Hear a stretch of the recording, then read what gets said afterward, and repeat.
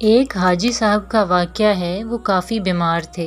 کئی سالوں سے ہر ہفتے پیٹ سے 4 بوتل پانی نکلواتے تھے۔ اب ان کے گردے واش ہوتے ہوتے ختم ہو چکے تھے۔ ایک وقت میں آدھا سلائس ان کی غذا تھی۔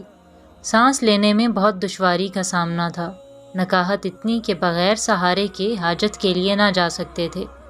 ایک دن چودھری صاحب نے ان کے ہاں تشریف لے گئے اور انہیں سہارے کے بغیر چلتے دیکھا تو بہت حیران ہوئے۔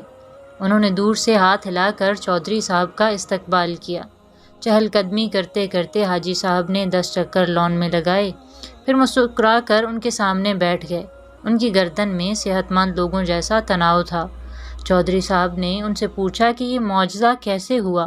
کوئی دوا، کوئی دعا، کوئی پیتھی، کوئی تھراپی، آخر یہ کمال کس نے دکھایا؟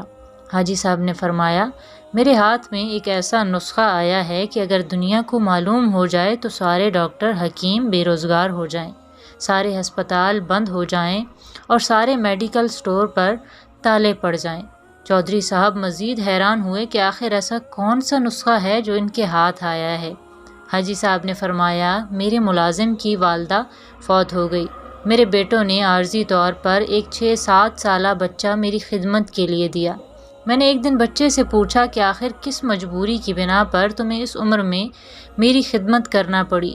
بچہ پہلے تو خاموش رہا، پھر سسکیاں بھر کر بولا، ایک دن میں گھر سے باہر تھا، میری امی ابو بہن بھائی سب سیلاب میں بہہ گئے، میرے مال مویشی ڈنگر زمین پر رشتہ داروں نے قبضہ کر لیا، اب دنیا میں میرا کوئی نہیں ہے، اب 2 وقت کی روٹی اور کپڑوں کے عوض آپ کی خدمت پر مامور ہوں۔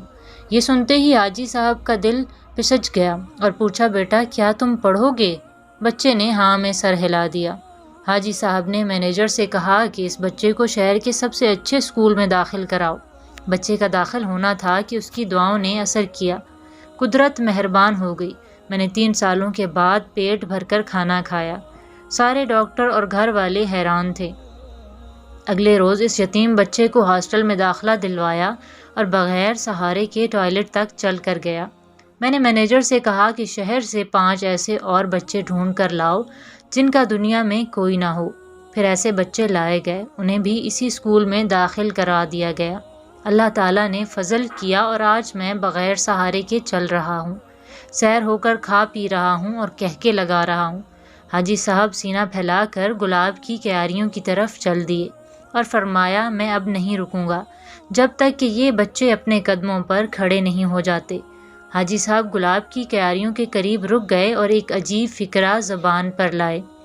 قدرت یتیموں کو سائے دینے والے درختوں کے سائے لمبے کر دیا کرتی ہے۔